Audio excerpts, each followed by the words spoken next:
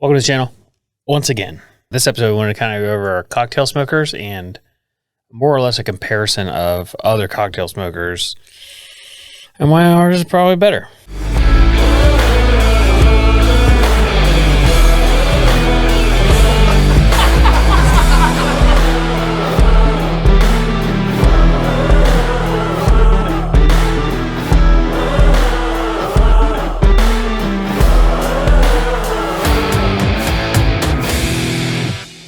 Now, they may not. Certainly why we like it better. Yeah. They may not look the coolest. Like other cocktail smokers look cooler. They do better. Like they look cooler in video. But as far as flavor, ours is definitely better. I agree.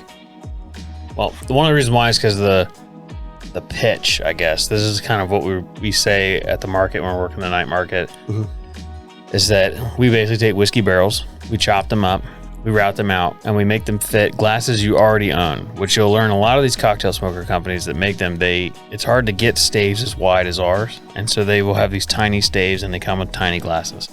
But the problem with that is when you light it on fire and make yourself a cocktail, it's now useless until you have another glass. Yeah, and so they will often upsell for additional glasses, or you have to go find other glasses yourself. And at the end of the day, when you're making cocktails like this, especially some of the other brands that are, I'll say they have a lot of flair, they lack flavor. Yeah.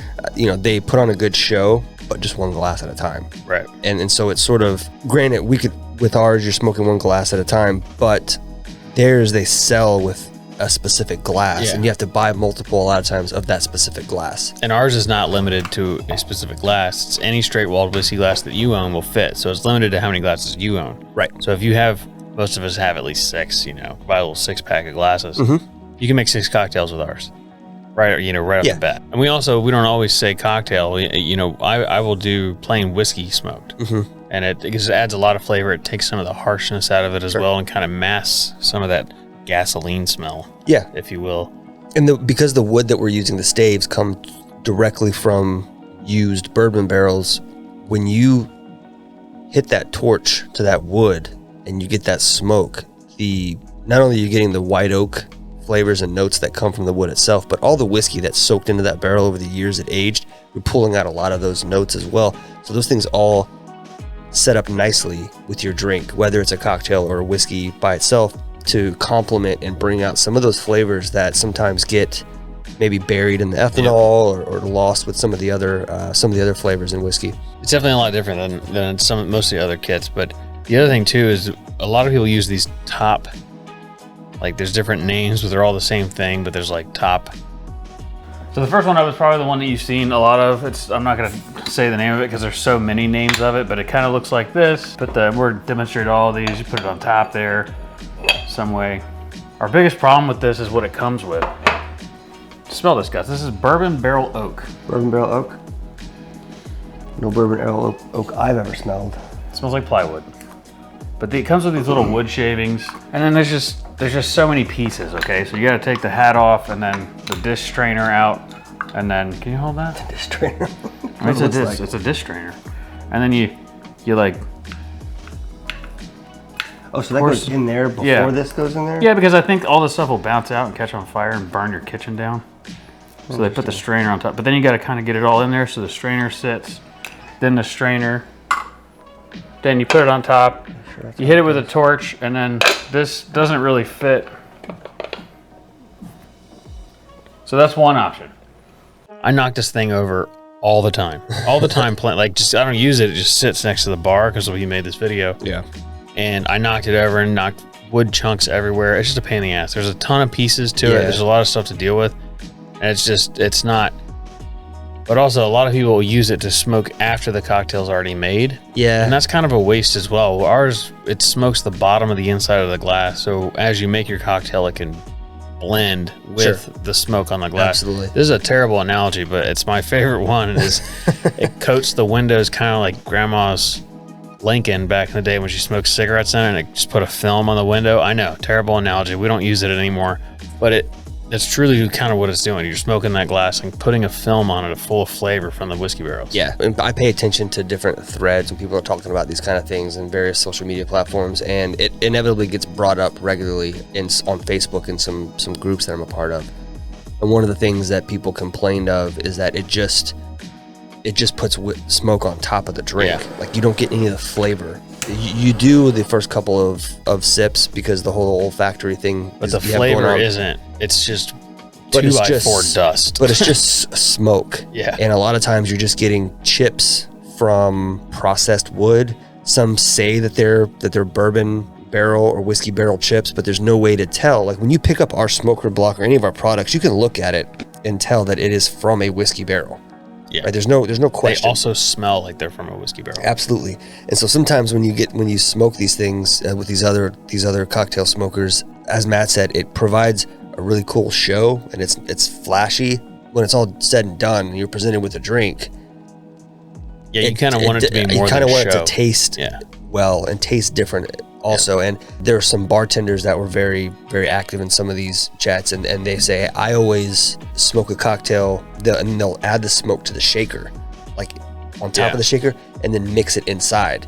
And so we're doing a similar thing, just with less resources. Yeah, you don't need a shaker. All you need is the cocktail smoking block that we make from the whiskey staves, and whatever your whiskey of choice or cocktail of choice is. And you follow our instructions, you smoke the glass, then pour your whiskey in there, and it sort of melds all in together. Yep. And it's hard to sit here and say, without sounding pretentious or biased, obviously, because it's our product, but we would not be leaning so hard into this, and we would not have stuck with it if it wasn't something we believed in. And to tell you this, every single bar or tasting room that we've been to, every single one, we've given it to them as a gift, and they all love it, use it constantly. Every single one. Like people that make smoked cocktails already, they use ours and they change. Yep. And the other thing, we made a Booker's box. I made one out of that with a vacuum smoker deal. So it's just like a mini little vacuum with 2 AA batteries. Another option that I actually like more, however, it's battery powered. It takes 2 AA batteries and a compartment down here, and I just broke that. And then it's kind of like a bowl. You put it in there, and then you turn it on, and it blows a little bit of air out. But the problem with this is this tube isn't very long, so it comes with this lid. So if you're lighting it and then trying to smoke your cocktail, like you almost have to hold it and smoke, and try to keep it on there. I don't know. So I didn't like that option, so I actually went the extra mile, and I took this old Booker's box. As you see, put a little fitting in the back. I probably should have done it a little lower, but the point is that the smoke comes down, and then you just kind of stick that on there. But now, so we'll use the other thing. So you can put it on top of something. Our blocks even work as holders. So you can put it on top of something and then it'll smoke. Maybe. And now it's all twisted. It's truly a pain.